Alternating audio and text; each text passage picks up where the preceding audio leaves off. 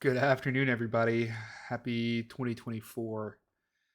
Um, I uh, I wanted to do this video um as sort of a refresher to myself about how last year went, and two as a challenge that that God has given me in this season that I'm in surrounding testimony. So, I I wanted to start about this talking about my apprehension going into the new year. I don't particularly enjoy the holiday season that much. Um, as I've gotten older, it's become increasingly more difficult for me to get into the holiday spirit and for me to want to enjoy the holidays, even with my kids and everything. It's tough for me. Um, and I try to. I don't let anybody know that. Like I don't walk around like all mopey and whatnot.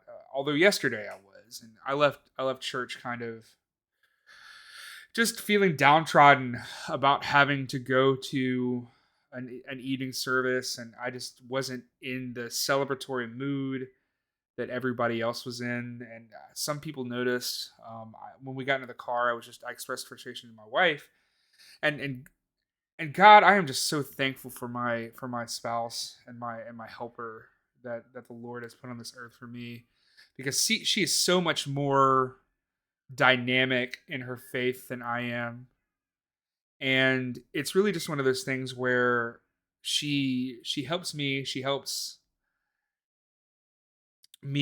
navigate some of these difficulties that I have. I think too much, man, and I just get frustrated, and I become not like myself. And I was expressing the frustration in the car as we were coming home, and she was like, "Well, have you prayed about it?" And I said, I haven't. I wouldn't be talking to you if I had prayed about it.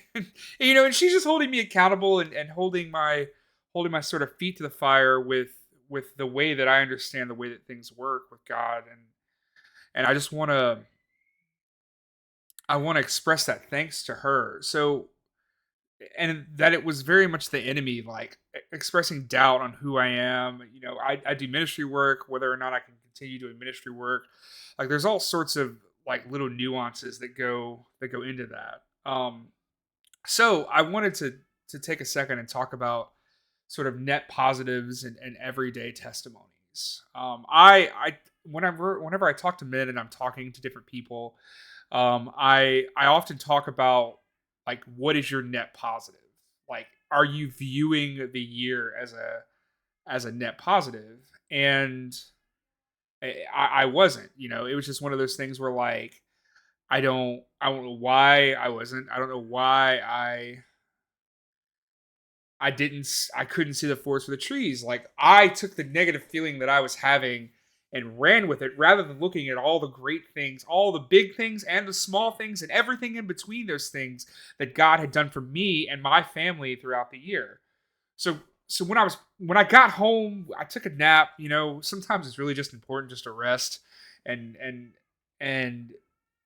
I woke up and the Lord said, "Go into your office and I want you to pray about the positive things of the year." So that's what I'm doing. I'm gonna talk about what was my net positive for 2023, and how does that translate into everyday testimonies. In addition to ministry work, I do a lot of freelance work, and I do a lot of freelance marketing, a lot of freelance videography. And like when I started to pray, and the Lord said, "Remind yourself of the things that happened last year." Last year I kept a physical calendar. I'm not going to this year just because my business has outgrown the capacity for this to work. But I started looking through the pages of this calendar, and like outside of the month of the birth of my son, if you look at it, it's full. Outside of 1 week where we were out of town, completely full. Completely full. Mostly full.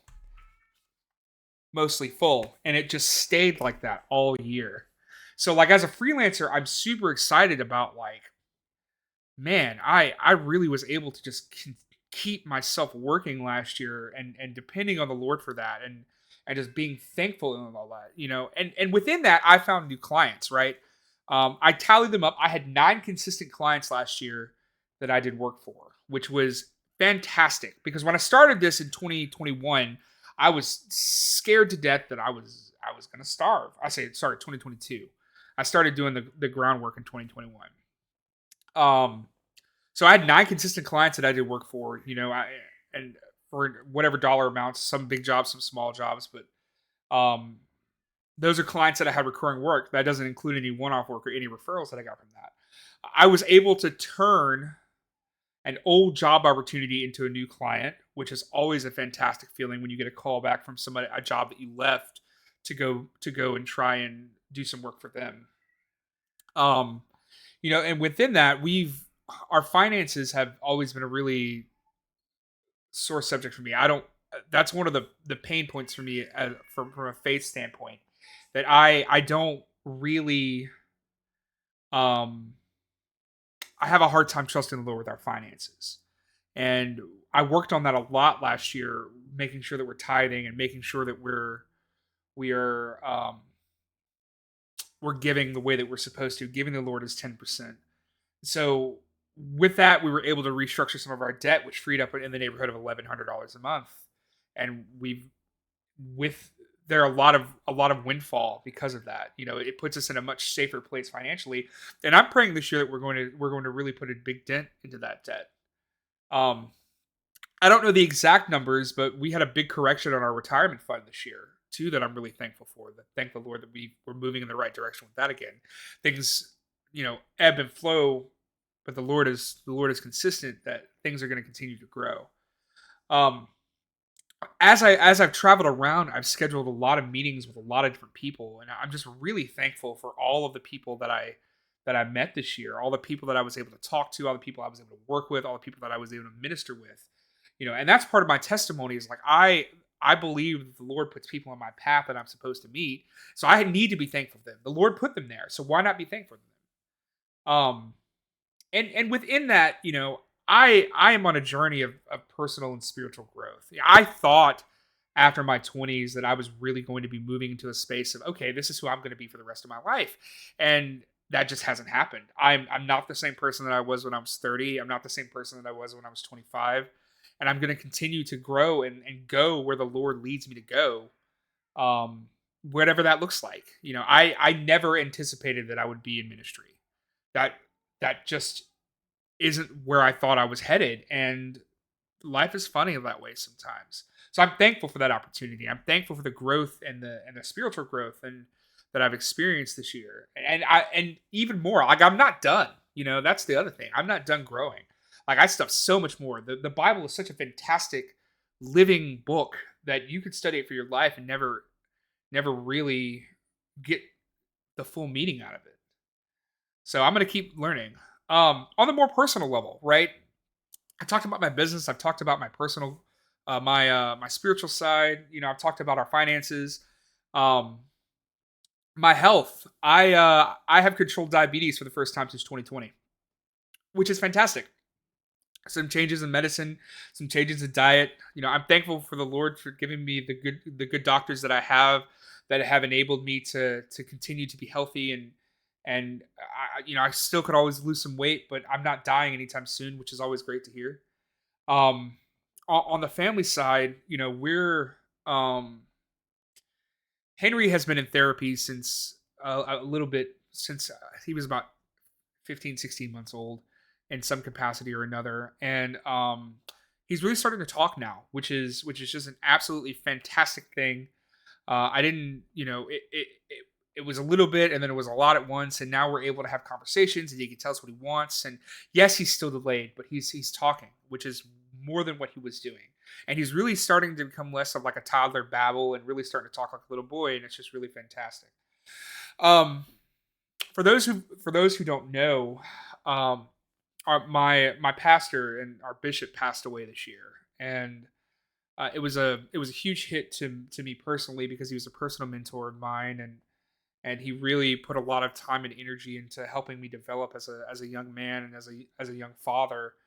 And one of the last things that he did um, before he passed away was pray for Christina about 2 months before we had the baby. And he prayed for an easy birth and an easy temperament for the baby. And Elias had all of those things. Yes, Christina's birth was really quick. Yes, Christina's it happened a lot faster than we thought it was going to. We almost had a baby in the parking lot, but it was easy, and her recovery was easy, and his temperament is fantastic. He's such a good baby. He sleeps all night. He's growing now the way that he was supposed to. There was a little bit of concern about that. Um, you know, I just thank the Lord for just such for fulfilling His promise within that. He was sick for a little bit, and it was a little bit scary for us as parents having a 2 week old with RSV. But Lord, Lord, it was just it had to be God because He never nothing bad ever happened. We sat at the hospital for 2 days. Yeah, I feel like we could have sat at home. He just never had any issues with it whatsoever. Lastly, um I want to talk about Christina. We 2023 was a tough year for her and her going back to work after the baby. So we made the decision with all the business I have coming in and a little bit of help from her that we were going to bring her home in 2024. So her last day of work was December 21st, and I'm so thankful for the Lord showing us that we can make it on a single income or with a little bit of help from her, and that we'll be able to move forward with that. She's going to have her own things coming up that she'll be talking about, but it's just one of those things where I'm really thankful that we were able to Lord was able to show us that, and we're able to step out on faith and bring her home. For those of you that are still with me, I know that this video was pretty long. I just want to encourage you to take the time and think about what your net positive is for 2023 and bring that into 2024. We I think that we're in for big things. It's an election year. There's a lot of really things that can bring down 2024, but as believers, and even if you aren't a believer, bring that net positive in. Find out what your good was, and if there isn't one, find something good within it. You know, th- I don't believe in coincidence. I don't believe in chance. I don't believe in luck. I think that everything is a smooth path forward, and if you set your mind from a place of positivity, you can really find good strides in your mental health and your mental game and bring that sort of energy into 2024. So thank you guys for watching. If you do watch this whole thing, tell me in the comments that you watched it. I really would like to know. I would like to know who's watching this. I would love to connect with you if you have any questions. I'm an open book about who I am. I'm an open book about my faith. I'm an open book about the things that I believe, and I don't see things the way that normal people do. God is so much bigger than anything, um, any negative thing that could happen, and I love to show people that. So have a great rest of your January. Have a great rest of your day. Let's get 2024 off to a great start. Great things are going to be happening.